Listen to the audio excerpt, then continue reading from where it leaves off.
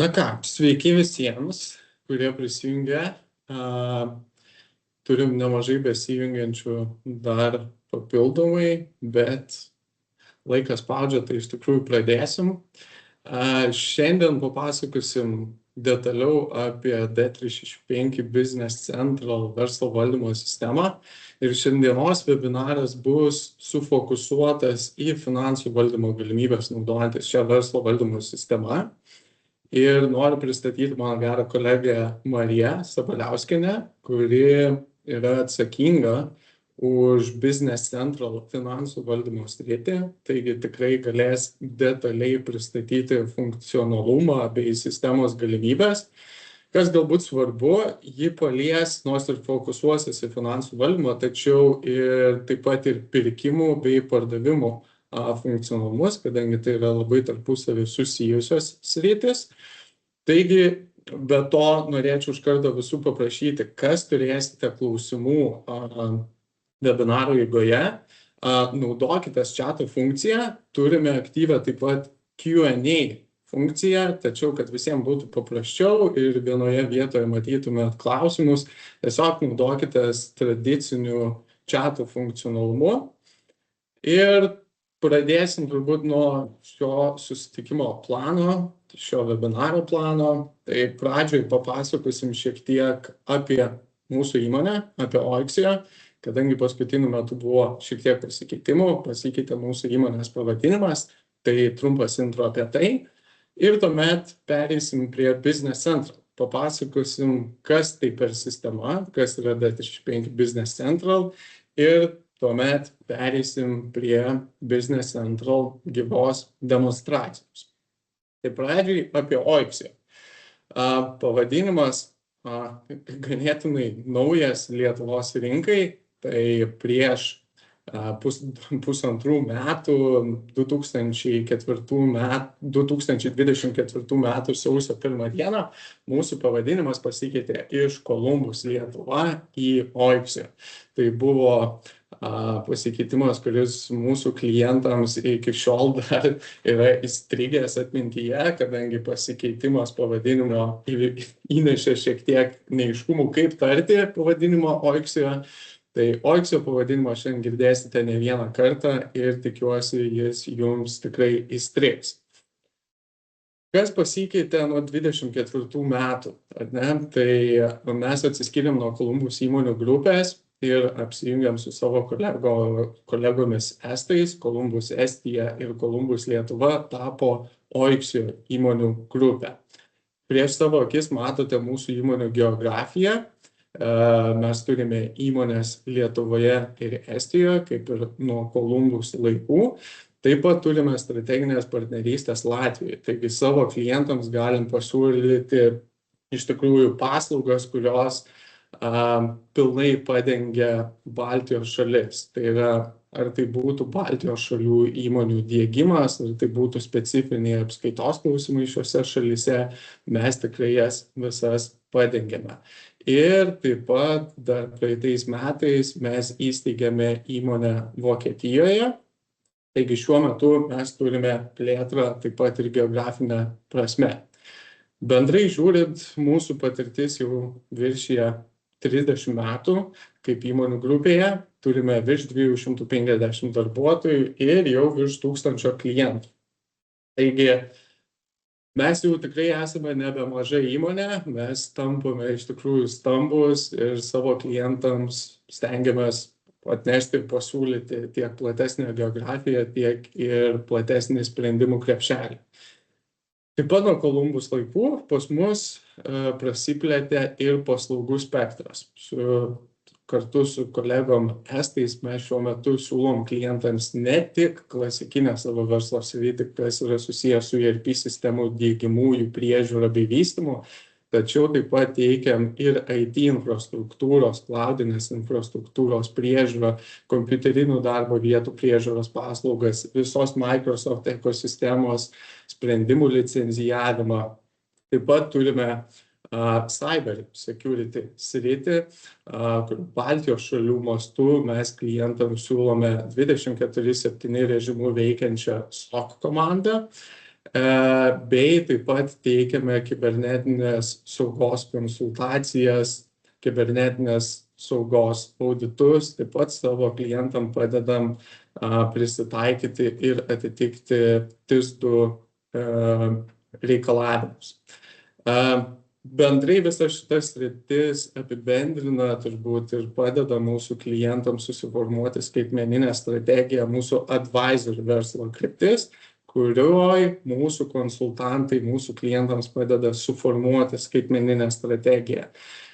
Kiek tai yra su verslo valdymo sistemos diegimais, kiek tai yra susijęs su dirbtinio intelekto sprendimo adaptavimu įmonėse, šios srities, šios verslo krypties konsultantai ir ekspertai mūsų klientams tikrai gali pasiūlyti paslaugų padedančių susiplanuoti skaitmeninę kelionę. Šiandien kalbėsim detaliau apie mūsų Oixio Digital veiklos kryptį, Oixio Digital komandą. Šiai komandai priklauso verslo valdymo sistemų ekspertai. Tai kalbant apie verslo aplikacijas, ką mes diegiame, tai yra pagrindinės dvi Microsoft Dynamics 365 verslo valdymo sistemos, tai yra Business Central, skirta smulkiam vidutiniam verslui, bei taip pat turime Finance Operations, arba kitaip dar vadinama Finance and Supply Chain Management sistema, kuri yra pozicionuojama kaip didelėms tarptautinėms įmonių grupėms bei korporacijoms skirta verslo valdymo sistema. Kas svarbu atkreipti dėmesį? Business Central taip pat naudojama ir stambių įmonių Lietuvoje. Tas natūralus toksai atskirimas tų dviejų platformų yra labiau susijęs su kompleksinėmis organizacijomis. Kaip pavyzdys, Finance Operation iš tikrųjų yra skirtas įmonėms, kurios turi labai kompleksinę gamybą arba labai platų išsidėstymą geografinę prasme. Šiandien kalbėsime, kaip ir minėjau, apie Business Central, kad dar svarbu paminėti, kad mūsų įmonė turi labai taip pat specifinės kryptis vertikalės nukreiptas kaip pavyzdys ne tik į paslaugų sektorių, ne tik į viešąjį sektorių, bet taip pat turim komandas, kurios labai stipriai specializuojasi finansiniam sektoriui. Turime dedikuotą komandą, kuri dirba su bankais, leasingo bendrovėmis, paskolas teikiančiomis įmonėmis. Ir taip pat turime dedikuotus konsultantus, kurie dirba su gamybinėmis įmonėmis. Taigi turime tikrai profiliuotus žmonės, konsultantus bei tam dedikuotas komandas. Mes ne tik diegiam verslo valdymo sistemas, tačiau tuo pačiu ir kūriam papildomus sprendimus bei modulius dedikuotus šiom verslo valdymo sistemoms. Kelis iš jų paminėsiu. Dar praeitą savaitę turėjom webinarą dedikuotą Oixio HR Payroll sprendimui, kuris dengia darbo užmokesčio, darbo laiko bei personalo valdymo sritis. Taip pat turime labai vertikalius sprendimus, kaip pavyzdys skirtą Oixio Leasing Loan sprendimą leasingo bei vartojimo paskolų valdymui, o taip pat turime ir visą paketą sprendimų, kurie užtikrina atitikti Lietuvos Respublikos teisės aktams ir užtikrina, kad įmonės Lietuvoje galėtų vesti apskaitą pagal Lietuvos Respublikos reikalavimus. Tai kaip pavyzdys Oixio SFT, Lietuvos Respublikos lokalizacijos paketas, GPAI sprendimas Lietuvai ir panašiai. Tai pereikim apie tai, kas yra tas Business Central.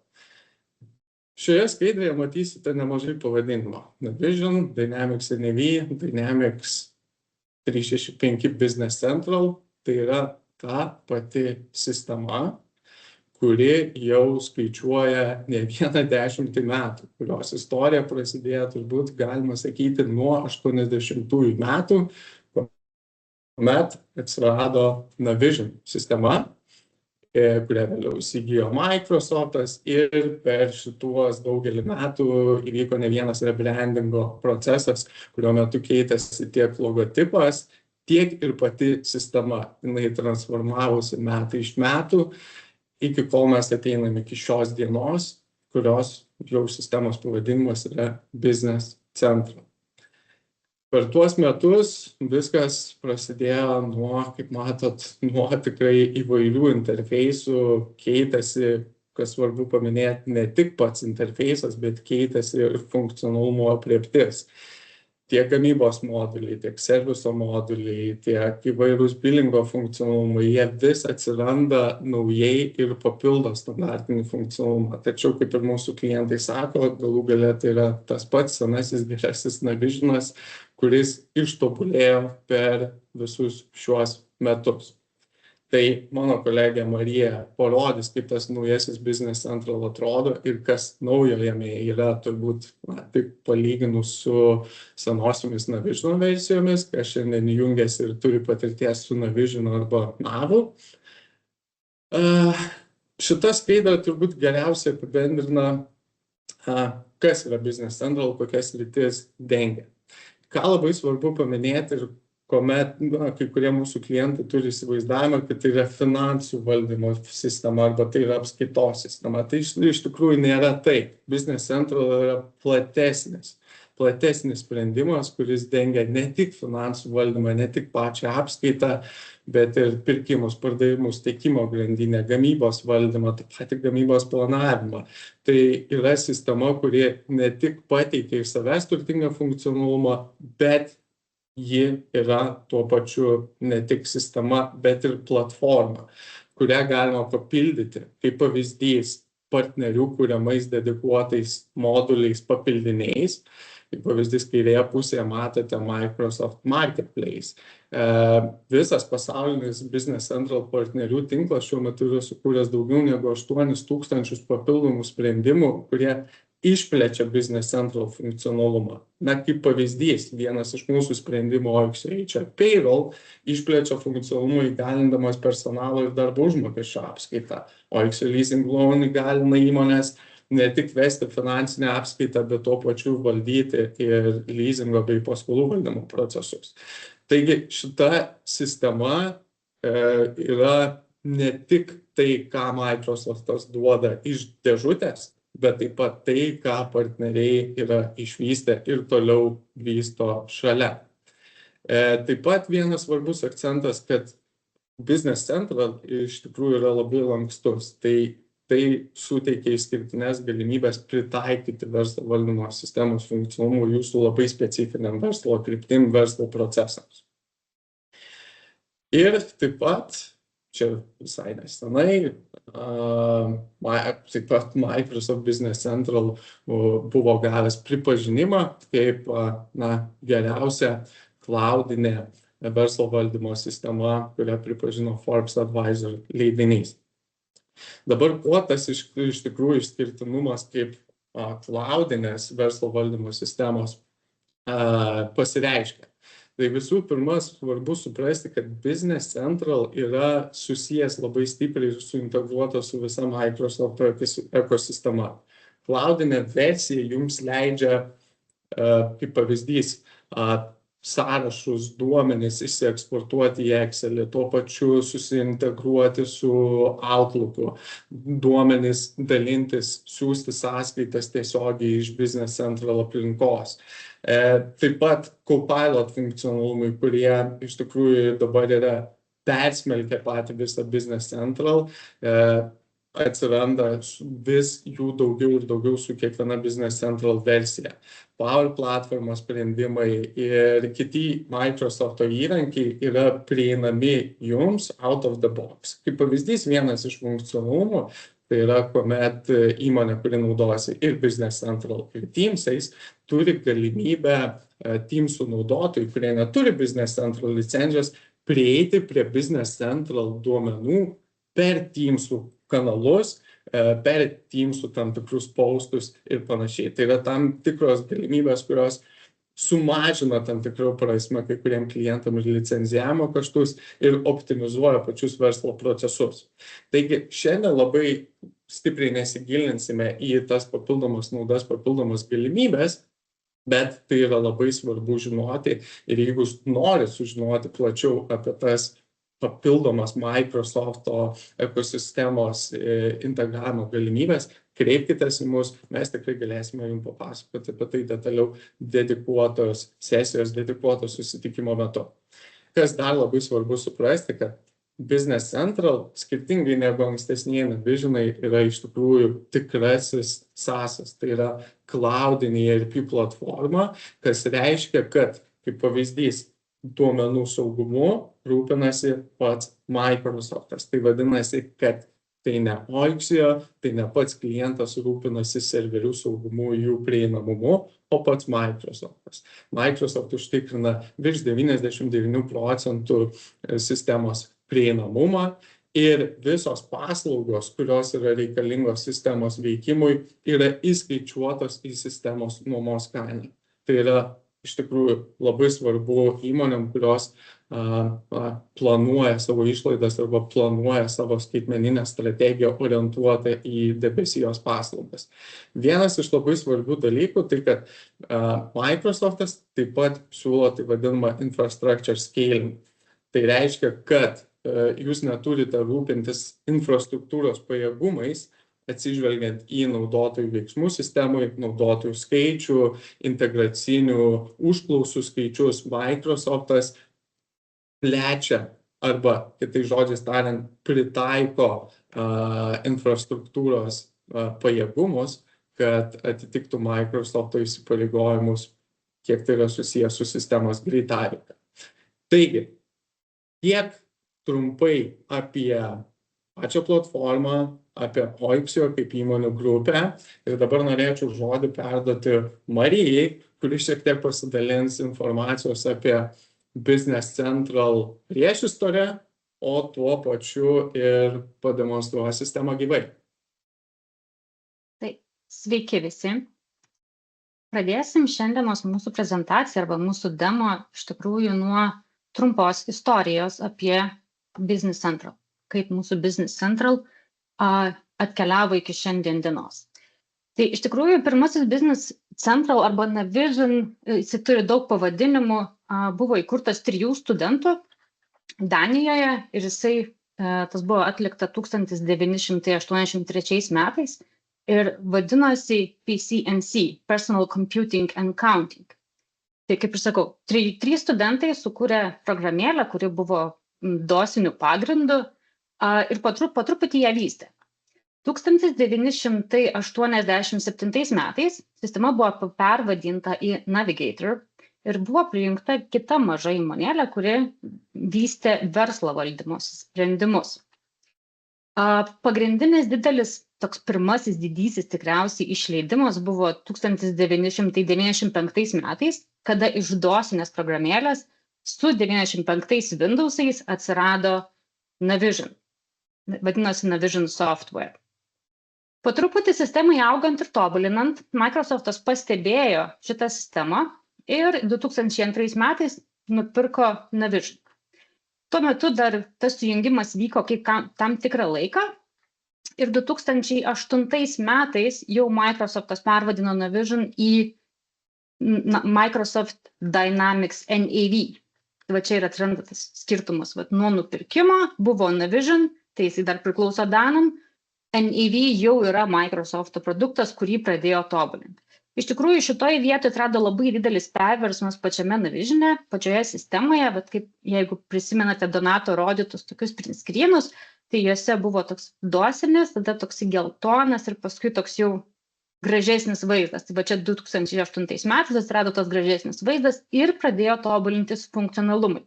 Funkcionalumai augo labai greitai ir 2012 metais Microsoft'as išleido 13 versiją, NAV 2013, kuri buvo pirmoji rolėmis paremta versija. Tai reiškia, buvo pradinis langas, kuris buvo pritaikytas tam tikroms rolėms, pavyzdžiui, finansininkai matydavo vienokius dalykus, sandėlio darbuotojai kitokius dalykus. Ir šitas buvo didelis šuolis funkcionalumo prasme. Toliau 2018 metais paskelbė Business Central. Business Central buvo trečias tas didelis šuolis, kada keitėsi ne vien tik vaizdas, ne vien tik tai, kad sistema tapo prieinama online, bet ir pati programavimo kalba. Nuo 18 iki 19 metų maždaug spalio mėnesio funkcionalumo prasme vystymasis vyko labai mažas, nedidelis, bet buvo keičiamas pats kalbos kodas. Po truputį per metus, pusantrų beveik metų pasikeitė kalba į jau pilnai online kalbą, tai reiškia AL. Ir jau 2020-aisiais Lietuva pagaliau gavo prieigą prie online versijų ir prasidėjo degimai masiškai. Ir šiandien mes turim Business Central versiją 27. Čia logo, kurį jūs matot paskutinį, tai yra naujausios versijos logo, kuris irgi keičiasi šiuo metu, tai jau sekanti versija, kuri išeis kovo mėnesį, jau bus su šituo logo. Šiandien dar turim tą tokį tarpinį tarp mėlyno burbuliuko ir šito naujo dizaino mėlyno logo. Taip, tai toliau sekančiai skaidriai parodysiu, kaip vaizdas keičiasi pačiame Business Central. Tai, kaip matėte, keitėsi Business Central pats, bet šiai dienai mes pačiame Business Central turime kelis rolių centrus, lygiai taip pat kaip ir turėjome anksčiau, bet jie daug labiau pritaikyti šitoms pozicijoms, kuriuose žmonės dirba. Tai pirmiausia, ką parodysiu, bus pardavimų žmonių vaizdas. Tai žmonės atsidarė Business Central pardavimų, žmonės mato štai tokį vaizdą, kuriame jie turi pagrindinius reikiamus dalykus po ranka. Pardavimų dokumentai, išsiųstos sąskaitos, prekės, pirkėjai, žurnalai ir kiti reikalingi dalykai. Sekantis vaizdas yra buhalterio. Buhalterio vaizdas iškart keičiasi į kitą pusę. Tai yra sąskaitų planas, banko sąskaitos, pirkimo sąskaitos, kaštai, tiekėjai, ilgalaikis turtas, įvairūs žurnalai, užregistruoti dokumentai, analizė, ataskaitos. Tai viskas, kas reikalinga buhalteriui, yra po ranka pačiame pradinėme lange. Kitas vaizdas tai yra įmonės vadovo. Įmonės vadovo vaizdas, kaip matot, yra daug mažesnis, daug paprastesnis. Viršuje jūs turi tik kelis dalykus, pirkėjus, tiekėjus, prekes, banko sąskaitas. Apačioje jūs turi tam tikrų pardavimų vykdymo perspektyvas. Ir paskutinis vaizdas, kurį parodysiu, tai yra IT administratorius. IT administratorius tai įmonėje dirbantis žmogus, kuris prisiema šitą rolę ir jo vaizdas atrodo visiškai kitaip. Jisai dirba su duomenų migravimu, su analizės rodiniais, su darbo eilėm arba su integracijom ir visais kitais dalykais, kurie gali būti atliekami Business Central. Tai toliau pereisim į patį Business Central ir nuo šiol rodysiu jau gyvą sistemą. Taip, tai peršokam į Business Central. Šiandien aš naudosiu buhalterio rolę. Jūs matėt ją ir mūsų matėt ją ir mūsų pristatymė. Taip, tai pagrindinės rolių centras iš esmės viskas, kas turi būti. Jeigu mums informacijos čia neužtenka, mes tada turim meniu punktus, kur galime pasižiūrėti, kas yra. Tai pagrindinai pagal tai, kaip sudėliotas Microsoft'o procesas, mes finansininkui turim tokias pagrindinės veiklas. Tai sąskaitų planas, bankai, įvairūs žurnalai, ataskaitos, užregistruoti dokumentai, ilgalaikis turtas, kaštai ir buhalteriui turėtų to pakakti. Jeigu vis tik to yra maža, mes turim ir daugiau modulių. Tai yra tiek pirkimo modulis, tiek sandėlio modulis, tiek gamybos modulis, tiek apskaitos vadovo dalis, kaip yra pinigų srautai, tiek finansų dalis, kaip biudžetai ir gautinos sumos, mokėtinos sumos, rinkodaros dalis, kuri yra mini CRM-as. Sakau mini, kadangi iš tikrųjų jis yra labai mini CRM-as ir visos kitos reikiamos funkcijos. Tai kaip ir Donatas minėjo, tai nėra buhalterinės apskaitos sistema arba finansų valdymo, tai yra verslo apskaitos sistema. Kai mes šnekam apie verslą ir buhalterius, dažnai būna tas didelis toksai nesutapimas tarp žmonių, kurie dirba su pardavimais, pirkimais ir buhalterija. Todėl, kad buhalterija prašo duomenis suvesti teisingai, dažnai žmonės, kurie yra pardavėjai, pirkimų vadybininkai, jie nežino, kas yra teisingai. Todėl Business Central sistema yra paremta registravimo grupėm. Tai reiškia, kad sistemos sintetika ir analitika yra pilnai atskirta, tuom, kad sintetika dirba buhalteriui. Tai reiškia, sąskaitų planas, visi įrašai, kurie yra didžiosios knygos, jie rūpi tik buhalteriai. Visa kita informacija, kuri yra skirta pardavimam, pirkimam, gamybai, sandėliam, jie neturi rūpintis jokiomis DK sąskaitomis. Visa tai keliauja per nustatymus ir registravimo grupės.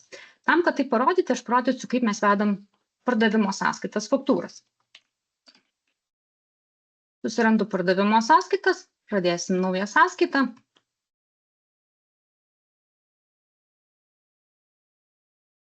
Pasirenku pirkėją, pasirenku prekę, įvedu sandėlį, iš kurio parduosiu, įvedu kiekį, kainą, viskas, ką aš turiu padaryti. Visa informacija iš tikrųjų, kur nukeliauja mūsų įrašai, slepiasi šiose vietose, šiose registravimo grupėse. Šios registravimo grupės atkeliauja nuo prekės kortelės, nuo pirkėjo kortelės ir tam, kad jos atkeliautų teisingai, sistemoje yra šablonai. Tai reiškia, kad jeigu aš kursiu pirkėjus ar tiekėjus, pavadybininkas kuria pirkėjus ar tiekėjus, jie iš karto naudojasi paruoštų šablonų. Šablonus paruošia buhalterija. Šablono viduje mes galime nurodyti registravimo grupės. Kiekviena registravimo grupė savyje jau turi DK sąskaitas. Į kokias, kur keliauja mūsų skola, kur keliauja mūsų pajamų sąnaudos, kur keliauja mūsų PVM įrašai. Tai taip mes atskiriam sintetiką nuo analitikos ir kad mūsų pardavėjam, pirkimų vadybininkam, apskaitininkam, netgi kurie dirbo, tarkim, su bankais arba paprasti žmonės, kurie veda pirminius dokumentus, jiem nereikia žinoti jokių sintetikos dalykų. Taip, iššokam iš karto į pardavimo dokumentą ir tikėtina atrodo labai daug. Visko yra plačiai, labai daug laukų. Taip, iš tikrųjų mūsų dokumentai turi daug galimybių, kadangi turim tiek pardavimo dalį, tiek eilučių visą informaciją, turim sąskaitos informaciją, kaip mokėjimo sąlygos, kurios paskaičiuoja mūsų terminą, turim ISAFO dalį, turime pristatymo dalį, kada turime galima pasirinkti kitą mokėtoją už sąskaitą, galime pasirinkti kitą gavėją, kuris gauna mūsų prekes. Turime visą įvaz informacijos dalį, intrastato dalį. Jeigu tai nėra reikalinga ir nėra išnaudojama, nebūtina viso vaizdo matyti taip, kaip jisai yra pateiktas sistemai. Sistema yra labai lankščiai modifikuojama jūsų pačių. Labai paprastai mes pasipersonalizuojame laukus, juos tiesiog panaikinant. Jeigu aš šito laukučio nenaudoju, sakau slėpk. Jeigu šito nenaudoju, sakau paslėpk. Taip aš galiu susitvarkyti savo vaizdą, kad tik ta informacija, kuri man reikalinga, jinai būtų mano lange. Lygiai taip pat šitą vaizdą gali sutvarkyti ir sistemos vidinis įmonės sistemos administratorius, pritaikant visą profilį tos pačios srities žmonėms. Pavyzdžiui, pardavimų vadybininkams sukuria vienos vaizdą, sandėlio darbuotojams sukuria kitokį vaizdą, taip palengvindamas tiek darbą, tiek sumažindamas tų laukų skaičių ir, kitaip sakant, klaidų tikimybę. Nes tikrai yra žmonių, kurie bando užpildyti visą įmanomą informaciją. Taip, tai kadangi jau susikūrėm sąskaitą, tai mes ją ir užsiregistruosim. Prieš registruojant sąskaitą dar pažiūrėsim, ar yra nurodytos dimensijos. Dimensija, jeigu kažkas nesat susidūrę su Business Central, yra analitinis požymis, kuris leidžia išskaidyti įrašus, didžiosios knygos įrašų viduje, pagal atitinkamus kodukus. Tai reiškia, kad vėliau, kai mes analizuosime savo duomenis, mums nereikia turėti didžiosios knygos sąskaitų tiek, kiek yra padalinių, pavyzdžiui. Imam pavyzdį, kad jeigu mes nuomojamės patalpas ir mes tose patalpose norime matyti sąnaudas pagal skirtingus skyrius, kaip mūsų atveju administracija, buhalterija, Kauno filialas, Vilniaus filialas. Man nereikia tiek DK sąskaitų vien tik nuomai.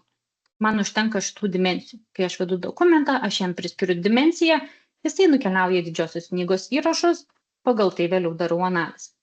Tai sistemoje mes turime 3 rūšių dimensijas, Tai yra dvi globalios dimensijos, kurios matosi visose sistemos įrašuose, kuriuose yra priskirta. Tai reiškia tiek sintetikoje, tiek analitikoje. Nes kiekviena analitika turi savo knygos įrašus, arba kitaip tariant, įrašus, kurie yra registruojami per tą kortelę. Ar tai būtų ilgalaikis turtas, ar tai būtų pirkėjai, ar tai būtų tiekėjai, ar tai būtų prekės. Toliau yra dvi papildomos dimensijos, kurios registruojas lygiai taip pat į knygos įrašus, į didžiąją dalį knygos įrašų ir į didžiosios knygos įrašus. Ir trečioji dalis yra papildomos dimensijos, kurios registruojasi tik į DK. Tai turim 8 galimus kodų rinkinius, pagal kuriuos mes analizuojam sistemą ir neribotą kiekį papildomų, pagal kuriuos mes analizuojam tik didžiosios knygos sąskaitas. Tai prisiskirsim administracijai mūsų šitą perkamą prekę. Galima nurodyti ir projektą ir toliau keliausime į sąskaitos registravimą. Prieš registravimą aš visada galiu pažiūrėti, kokį rezultatą gausiu tada, kada įrašas bus užregistruotas. Keliaujam į registravimo peržiūrą. Ir šiuo metu mes matom, kiek ir kokių įrašų bus užregistruota su šita sąskaita faktūra. Tai matom, kad DK įrašai yra 5, spusteliu ant 5 ir matau, į kokias DK sąskaitas nukeliauja mano sąskaita. Taip pat galiu pasižiūrėti, kas atsiranda pirkėjų knygoje, kas atsiranda prekių knygoje arba koks PVM-as bus paskaičiuotas su mano šita sąskaita. Tas yra pravartu, kadangi užregistruotų dokumentų atšaukimas ir akreditavimas ir naujo dokumento kūrimas, todėl kiekvieną kartą prieš registruojant galima pasižiūrėti, koks bus rezultatas. Nereikia bandyti ir žiūrėti, kas bus, o tą pasižiūrim jau prieš atliekant patį veiksmą. Toliau turime papildomą funkcionalumą šioje vietoje, kur yra mano pelytė, siųsti laišką po registravimo. Tai nėra standartinis funkcionalumas, tai yra mūsų mažiukai funkcionalumai, kuriuos mes teikiame kartu su savo diegimais. Tai yra paprastas mažas siuntimas po registravimo. Tai reiškia, kad kai registruojam sąskaitą arba daug sąskaitų vienu metu, uždėjus šitą varniuką, sąskaita automatiškai bus išsiunčiama šituo elektroniniu paštu. Paprasta. Smagu, prie to pridėti jau nebereikia veiksmų. Taip, kol kas dabar nesiūsim ir registruosiu sąskaitą faktūrą. Po sąskaitos užregistravimo galime sąskaitą peržiūrėti ir lygiai taip pat galimos siuntimas elektroniniu paštu. Siunčiant elektroniniu paštu, jeigu tai nėra automatinis siuntimas registravimo metu, mes gauname tokį vaizdą, kuriame mes matome, iš kokio elektroninio pašto yra siunčiama mūsų sąskaita, kas gauna sąskaitą, mes matome temą, mes matome laiško tekstą ir matome failo pavadinimą, tai reiškia mūsų prikabintą sąskaitą faktūrą. Ją galime atsidaryti, pasižiūrėti, kaip jie atrodo. Šį pranešimą, kuris yra laiško tekstas, jūs galite susiformuoti patys taip, kaip jums reikia. Tai reiškia, kad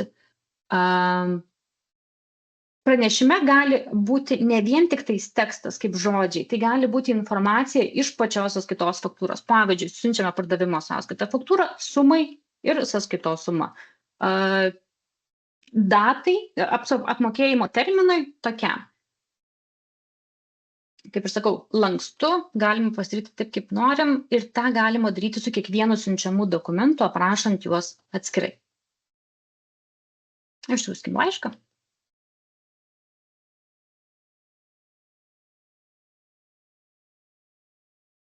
Taip. Toliau pasižiūrėsim vieną iš funkcionalumų, kuris, mano nuomonė, yra labai mažas, bet labai skaudus dažniausiai įmonės. Tie, kurie esat čia buhalteriai, tikriausiai žinot, kad kai ateina auditas, jie labai dažnai prašo išdetalizuoti būsimųjų laikotarpių sąnaudų sąskaitą. Ir jeigu tam nėra atitinkamo įrankio, tas yra ganėtinai komplikuota, jeigu jūs tų būsimųjų laikotarpių sąnaudų arba pajamų turit daug. Na, nes kiekvieną reikia pasižiūrėti, kada baigėsi, kiek čia liko, kiek čia atkaupiam ir taip toliau. Business Central turi standartinį funkcionalumą šitai problemai išspręsti. Tam, kad parodyti, sukursim pirkimo sąskaitą.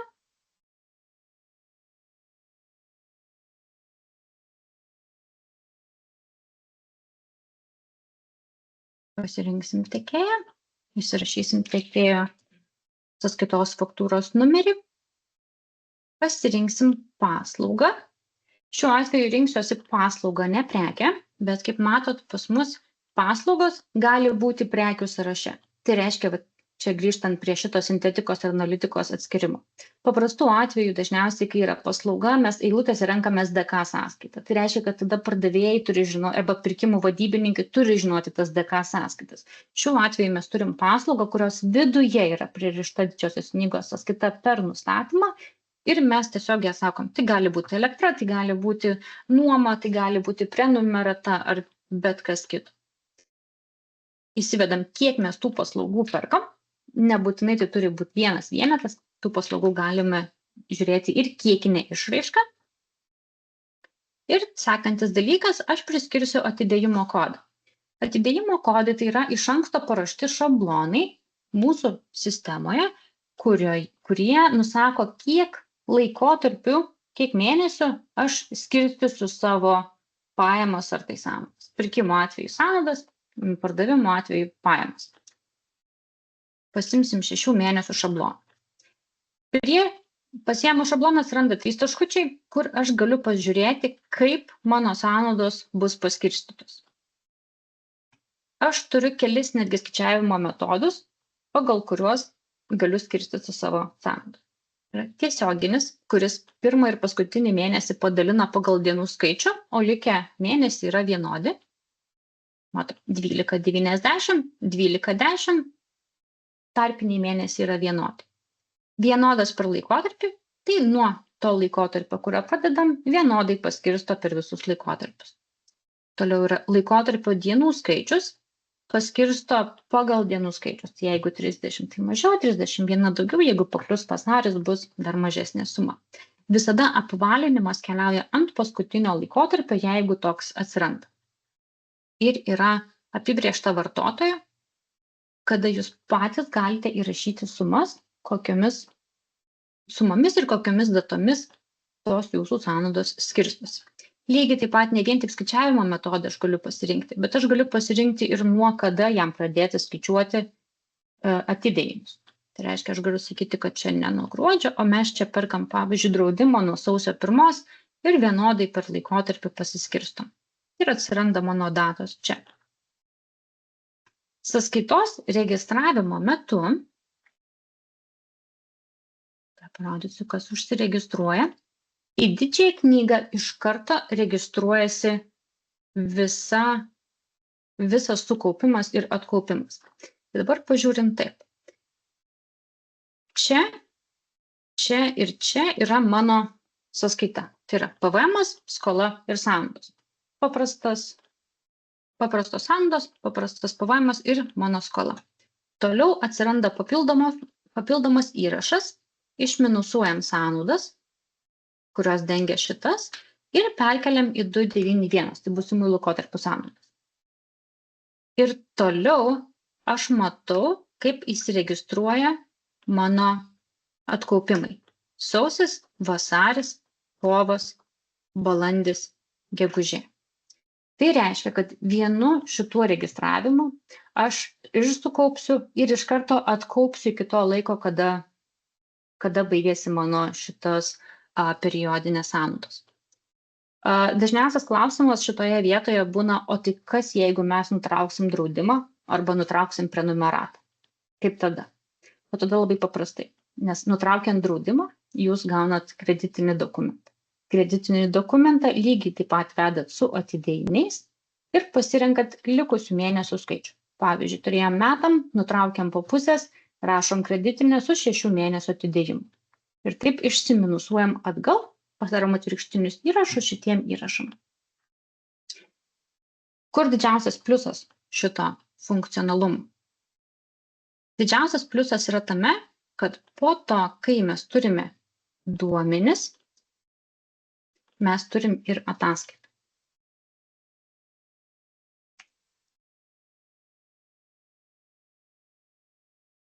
Tai užsidėsim pirkimo atidėjimo suvestinę nuo šiandien. Tai yra ta ataskaitėlė, kuri gali būti teikiama auditoriam, iš ko susideda mūsų būsimųjų laikotarpių sąnaudų, šita 291 sąskaita. Tai mes matom, kokia yra jau atkaupta suma, kokia yra likusi suma ir kokia suma buvo iš viso. Tai visa šita analizė, tiek pasitikrinimų didžiosios knygos sąskaita, tiek naudojimui toliau, jinai yra paprastos ataskaitos forma.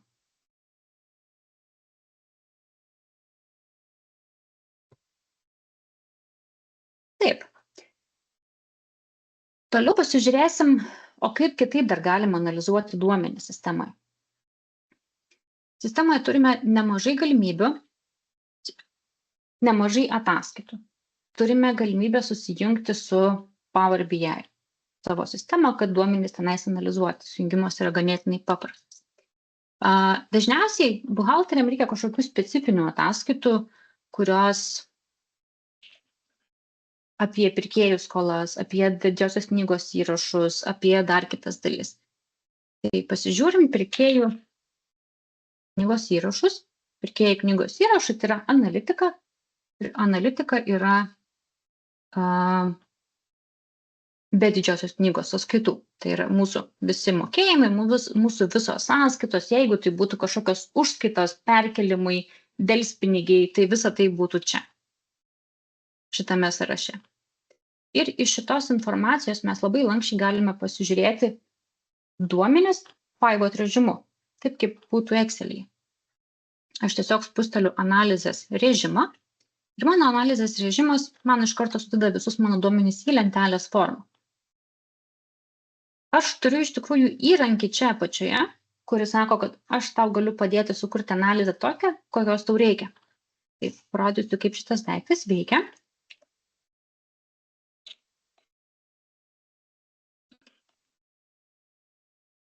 Mums reikalinga pirkėjų likučiai pagal terminą ir žiūrėsim mėnesiais, kaip išsidėlioja. Sakau generuoti ir truputį palaukus, mums Copilotas, kuris yra sujungtas su Business Central, sugeneruos analizės rodinį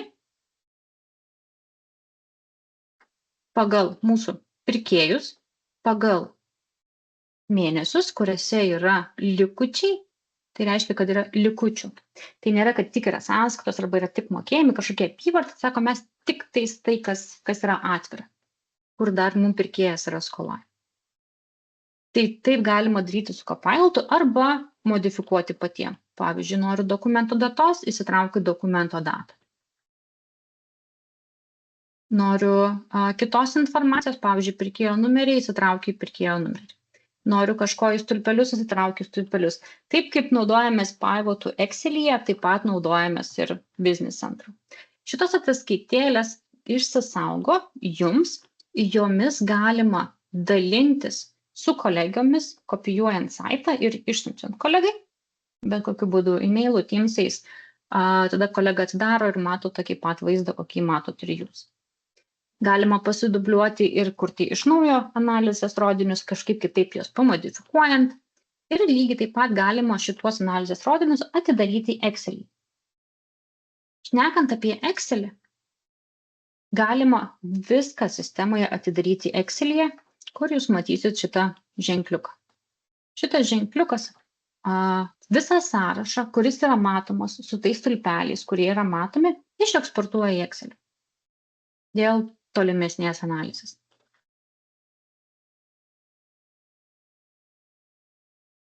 Tai parodysiu, kaip Excelis atrodo.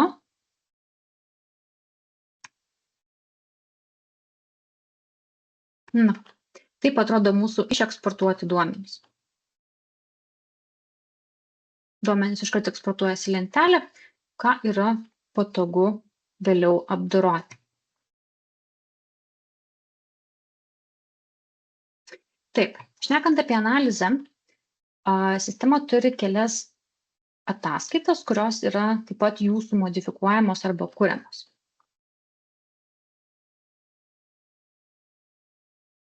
Tai viena iš ataskaitų yra analizės rodiniai. Analizės rodiniai tai yra ataskaitėlė skirta analizai pagal dimensijas, arba kitaip šnekantus analitinius kodukus.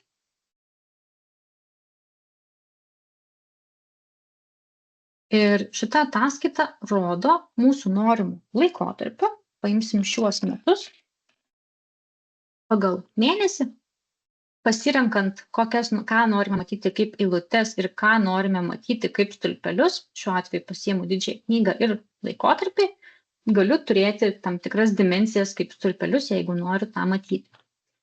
Paskui sekančių parodysiu, kaip tai atrodo. Tai šiuo atveju mums rodo, kad pas mane filtras yra uždėtas tik pajamų sąnaudų ir matom, kad pajamų mes sausį turim tokią sumą, vasarį turim tokią, gegužę tokią ir taip toliau. Jeigu noriu pažiūrėti, iš ko susidaro mano šitas skaičius, aš keliauju gilyn. Jeigu noriu pažiūrėti, kas yra giliau, aš keliauju gilyn iki didžiosios knygos įrašų. Tai vadinamas drill down, tas ėjimas gilyn iki pat pirminės operacijos arba didžiosios knygos įrašo, kuris įtakoja šitą vaizdą mūsų analizai. Lygiai taip pat su skolų įrašais mes galime iš pirkėjo nukeliauti iki tiekėjo, iš tiekėjo galima į dokumentą, iš dokumento į DK sąskaitą, iš DK sąskaitos galime keliauti vėl atgal aukštyn. Tai analizai, peržiūrai duomenų šitas yra ganėtinai patogu. Kaip ir pažadėjau, sekantį parodysiu pagal padalinį ir DK sąskaitas pasiskirstimą per mūsų gruodžio mėnesį. Tai mes matom, kad administracija sugeneravo šitiek pajamų, buhalterija šitiek, Kaunas šitiek, Vilnius šitiek. Vėlgi, norint eiti gilyn, pasižiūrim, iš ko susidaro šitie mūsų duomenys. Kitas truputį lankstesnis funkcionalumas tai yra finansinės ataskaitos. Finansinės ataskaitos, jos gali būti kuriamos jūsų pačių arba gali būti naudojamos pateiktos standartinės Microsoft. Dažniausiai, jeigu mes naudojam savo sąskaitų planą, tai mes naudojam ir patys susikuriam šitas ataskaitėles. Dabar parodysiu, kaip atrodo balansas. Balansas atrodo šitaip, kada mes turim tam tikras eilutes ir tam tikrus stulpelius. Jeigu noriu matyti kitokią informaciją, aš visada galiu keisti stulpelio apibrėžimus. Pavyzdžiui, noriu pasižiūrėti grynąjį pokytį. Iš grynojo pokyčio grįžtu į likutį. Jeigu turiu finansinį biudžetą, galiu pažiūrėti biudžetą ir faktą. Biudžeto suma, fakto suma ir skirtumas. Ir pažiūrėsim toliau pelno nuostolio ataskaitą ir tada parodysiu, kaip ta ataskaitėlė yra truputį kuriama giliau. Tai pelno nuostolis lygiai taip pat yra mūsų eilutės ataskaitos ir turim savo grynąjį pokytį. Šioje vietoje lygiai tas taip pat veikia šita drill down galimybė, kada mes galime pasižiūrėti, iš ko susidaro mūsų šita suma. Taip, o dabar truputį kitos ataskaitėlės kuris. Tai ataskaita sudaro dvi dalys – eilutės ir stulpelė. Yra eilučių apibrėžimai, kada mes susirašome eilutes, kokias norėsime matyti ir joms priskiriame DK sąskaitas, kurias norime matyti šitoje eilutėje. Turime galimybę įsivesti tam tikras formulės. Formulė vedama pagal eilutės numeriuką ir galime turėti dimensijų filtravimą. Tai šnekant ne apie paprastą balansą ar pelno nuostolį, o apie kažkokias mėnesinės veiklos ataskaitas, kurias darosi dažniausiai įmonės ir analizuojasi 5-6 klasės sumas pagal dimensijas. Tai šitoje vietoje mes pasidarom vieną kartą ataskaitėlę ir pastoviai ją naudojam. Nes ataskaita ima tuos duomenis, kurios turi toje sistemoje tuo metu, kada jinai yra generuojama. Lygiai taip pat mes galime turėti ir numatytosius stulpelius, kuriuos galime kurtis patys. Šiuo atveju mes turim tam tikrus biudžetą, faktą, skirtumą ir taip toliau. Mes galime turėti formulę, galime turėti grynai pokytį, datos likutį, pradinį likutį, metai iki datos, likusi finansiniai metai, pilni finansiniai metai arba nuo mėnesio pradžios. Tai yra sumos, kurias mums įtrauks į mūsų stulpelį. Tada galim pasimti biudžeto įrašus arba tiesiog mūsų didžiosios knygos įrašus. Galime išsiskirti debito kredito sumas arba žiūrėti grynai pokytį. Taip pat yra ir formulytės, ir datų formulės. Tai reiškia, kad jeigu aš norėsiu pasidaryti mūsų ataskaitą statiniais mėnesiais, aš tada noriu matyti sausį, vasarį, kovą, balandį, gegužę, aš galiu tą pasidaryti su lyginamąja formule.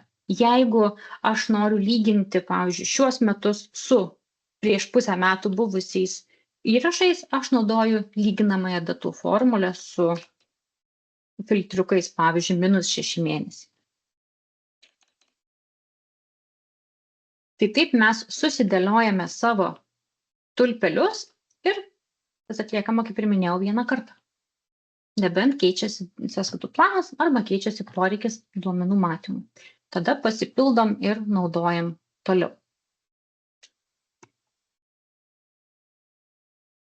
Prie visų ataskaitų ir analizių dar vienas iš dalykų, kuris dažniausiai yra užimantis laiko, jeigu nėra tam skirtų funkcionalumų, tai yra priminimo pažymos ir delspinigių pažymos.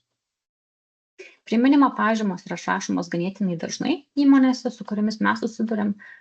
Delspinigių pažymos yra išrašomos kiek rečiau, bet tas vyksta kuo toliau, tuo dažniau. Tai parodysiu ir šituos funkcionalumus.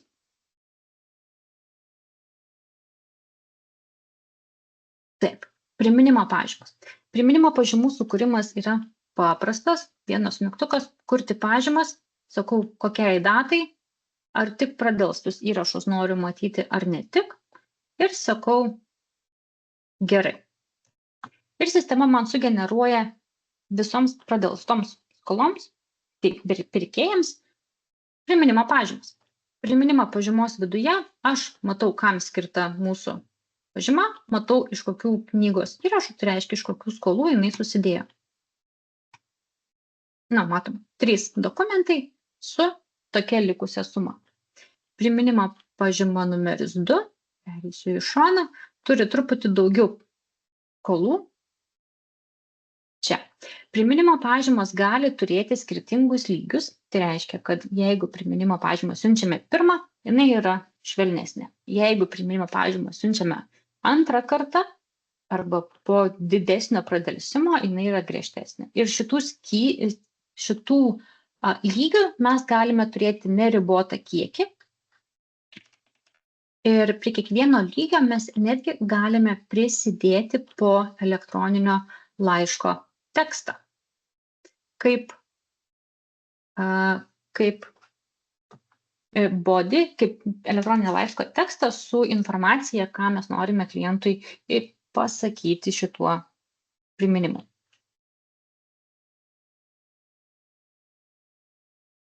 Ir kitas labai panašus funkcionalumas, tai yra delspinigių pažymos. Delspinigių pažymos generuojasi lygiai taip pat kaip ir priminimo pažymos, tik tais kitoje vietoje.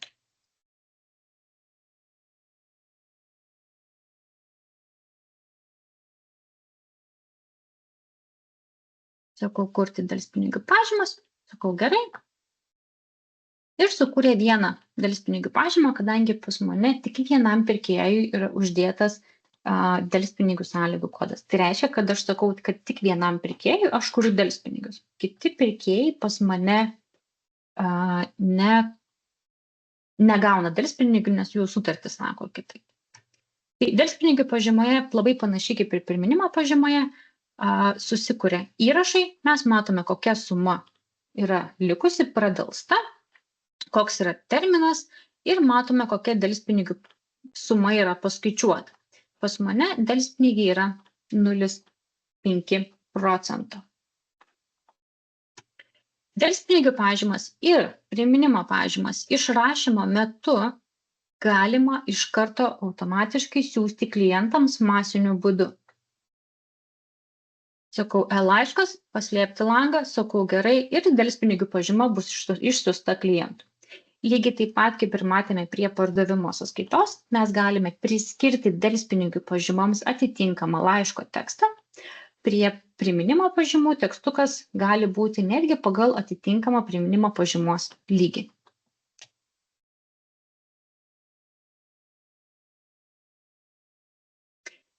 Dar viena vieta, kuri yra ganėtinai susijusi su delspinigiais ir priminimais, ir tą daro tikriausiai visos įmonės, vienos daro platesniu mastu, kitos siauresniu, tai yra suderinimo aktai. Suderinimo aktų sprendimą, kurį aš jums surodysiu, tai yra mūsų sprendimas, kuris bus sertifikuojamas neužilgo ir šiuo metu yra sertifikavimo procese. Tai šis sprendimas jisai sugeneruoja suderinimo aktus pirkėjams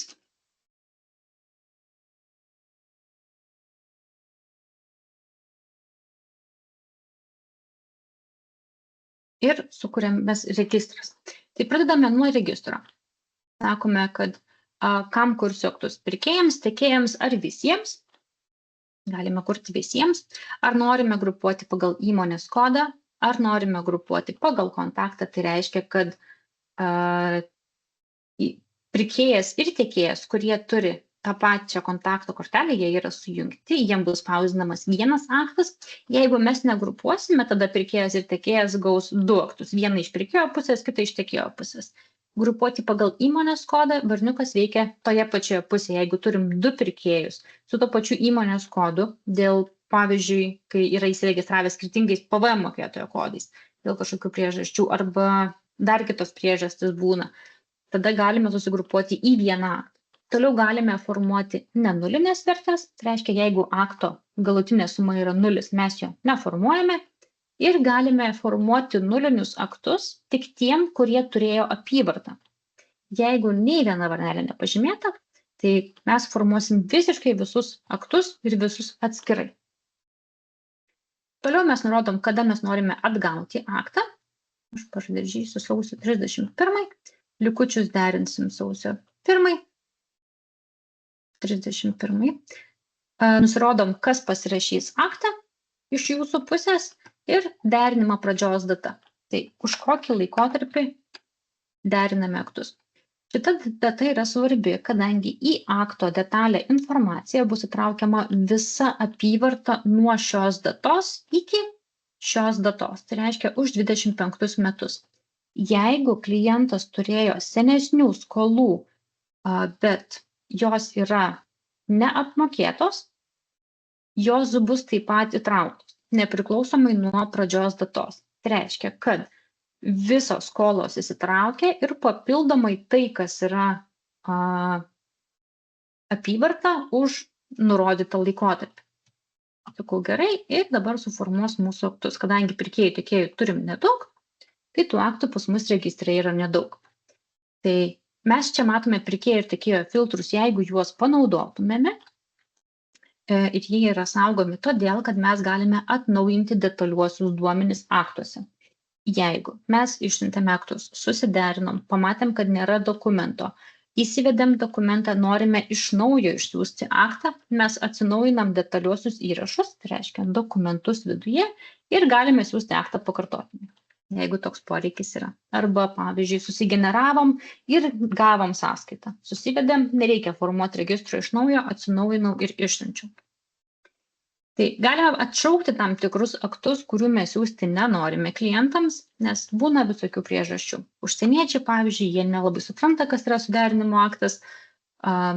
Galime spausdinti aktą ir pažiūrėti, kaip jisai atrodo, ir galime pasižiūrėti, iš ko susidaro mūsų aktas.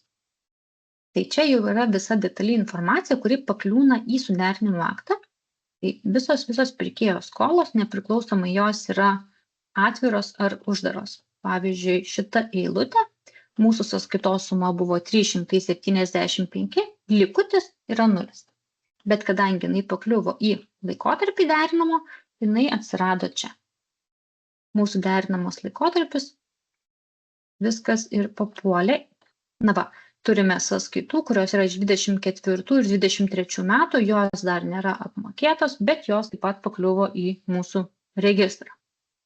Registras, ką daro, viso registro aktus, kurių būsena yra naujas, tai reiškia nėra atšaukta, siunčia masiškai visiems pirkėjams ir tiekėjams.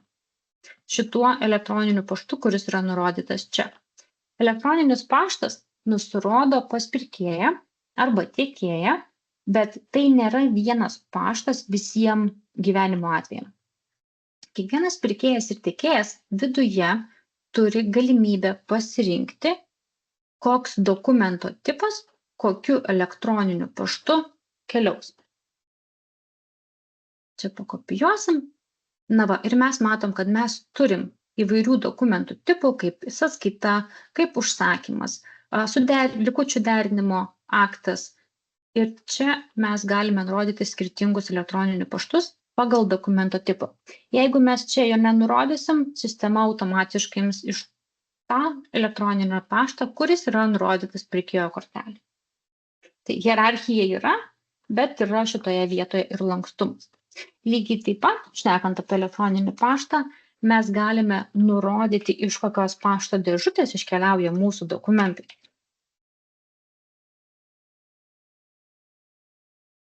Tai mes kol kas turime vieną pašto dėžutę. Jeigu turėčiau daugiau negu vieną pašto dėžutę, aš galėčiau priskirti, koks dokumentas keliauja iš kurios pašto dėžutės per elektroninio pašto scenarijų. Sakau, priskirk ir va čia, pavyzdžiui, mano suderinimas keliaus iš būtent šitos. Jeigu turėsim antrą, gali mano, pavyzdžiui, pardavimai keliauti iš vienos, suderinimai iš kitos, užskaitos iš trečios ir taip toliau.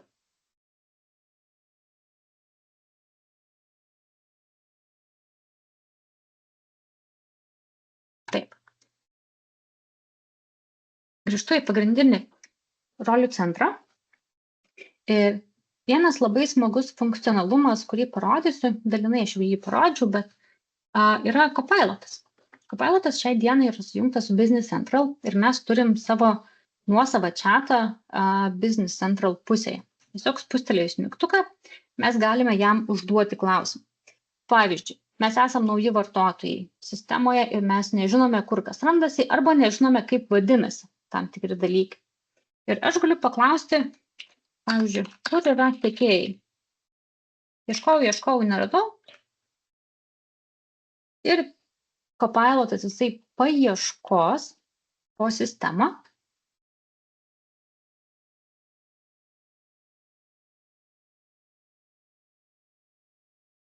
Ir turėtų mums rasti tiekėjų sąrašą. Sako, beveik baigta. Na va, jis sako, kad yra tokių tiekėjų, galbūt kažkurio ieškai tiksliai, nes pavadinime yra tiekėjas, čia yra tiekėjas ir tada sako, bet tu gali pažiūrėti visą sąrašą tiekėjų puslapyje. Spusteliu čia ir mane automatiškai nuneša į tiekėjų sąrašą. Tai lygiai taip pat gali jūs nuvesti į Business Central dalį, gali jums papasakoti apie įvairius klausimus, kuriuos turit. Pavyzdžiui, galime užduoti, kokie yra privalomi vokai, kuriant naują tiekėją. Ir dabar Business Central jau neieškos sistemoje, Copilotas nebeieškos Business Central sistemoje, dabar jisai ieškos jau Microsoft'o žinyne informacijos apie mano užklausą. Jis sako, kad privalomi yra tie, kuriuos reikia užpildyti, yra pažymėti žvaigždute ir duoda nuorodą į Microsoft'o puslapį. Ir čia jau yra mūsų visa dokumentacija, kurią mes plačiai galim naudotis kiekvienas vartotojas apie visą sistemą. Standartinę sistemą. Taip, mačiau čia lyg ir klausimą dėl filtrų.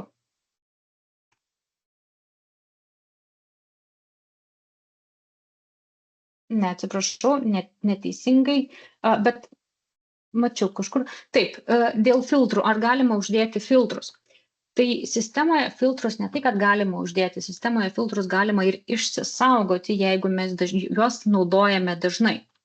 Pavyzdžiui, filtrų srity aš, tarkim, labai dažnai ieškau pirkėjų arba tiekėjų, kurie turi likutį, kurie yra mums skoloje.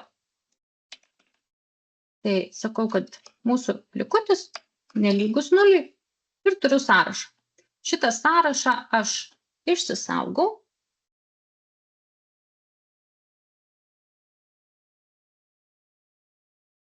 Ir sekantį kartą atėjus galiu atsidaryti tą patį sąrašą su tuo pačiu filtru. Tai reiškia, kad jeigu mano likutis pas pirkėją pasikeitė, bet jis vis dar, jis nebeturi skolos, bet atrado kitas pirkėjas su skola, tai mano informacija bus pagal tą patį filtrą, bet patys pirkėjai bus jau kiti. Tai labai dažnai naudojamas funkcionalumas žmonių, kurie analizuoja duomenis ir išsisaugo šitos filtriukus. Filtriukas yra saugomas tik savo pačiam, nebent sistemos administratoriai gali sukurti filtrus kažkokiai roliai. Bet šiaip dažniausiai kiekvienas turi savo asmeninius pagal tai, ką jie naudoja. Taip.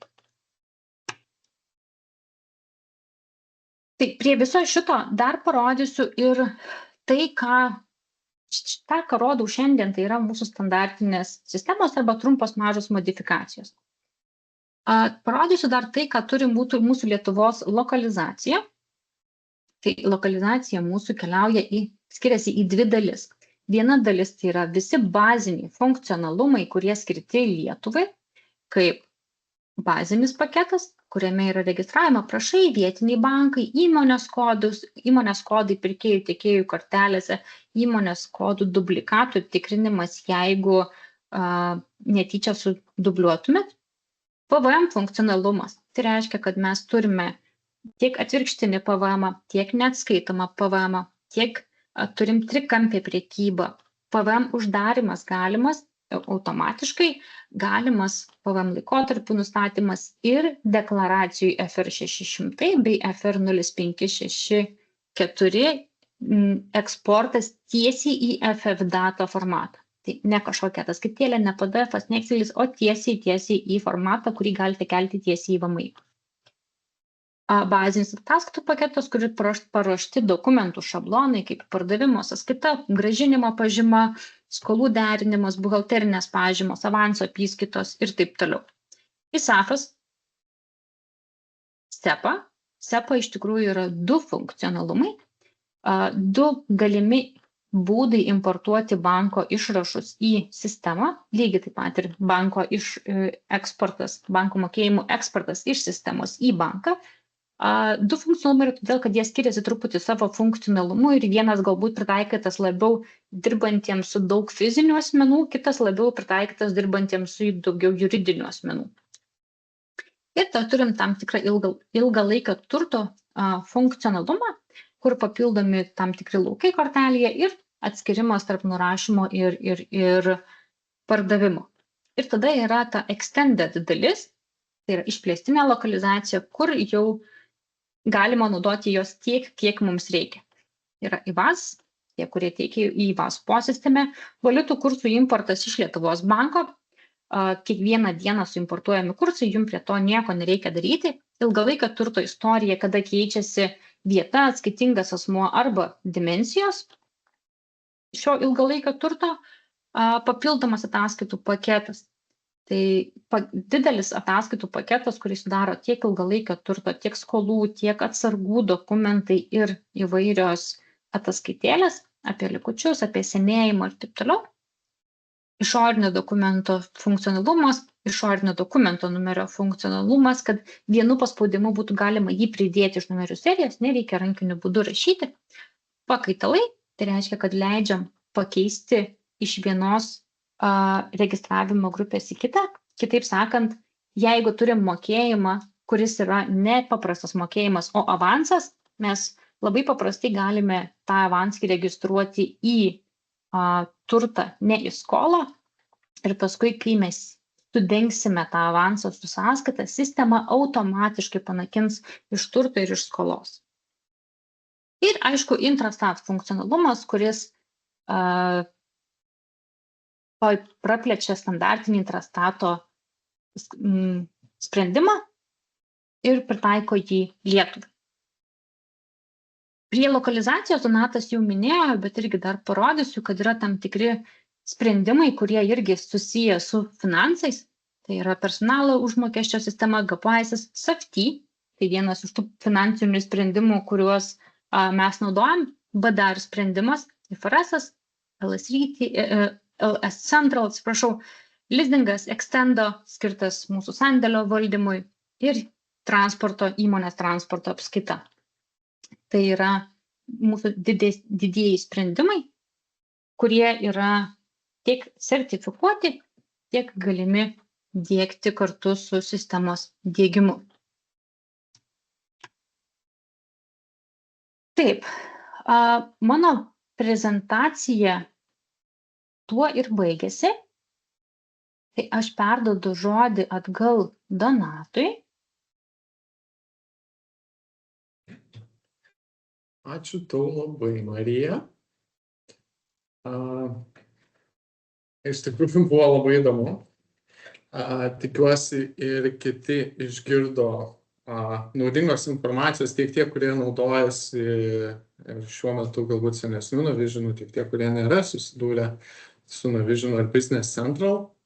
Aš noriu visus pakviesti iš tikrųjų, jeigu dar turite kokių nors klausimų, kuriuos iš tikrųjų labai aktyviai vyksta irgi šiuo metu klausimai ir mūsų atsakymai pateikiami, tai tikrai rašykite, mes pasistengsime kiekvieną iš jų atsakyti.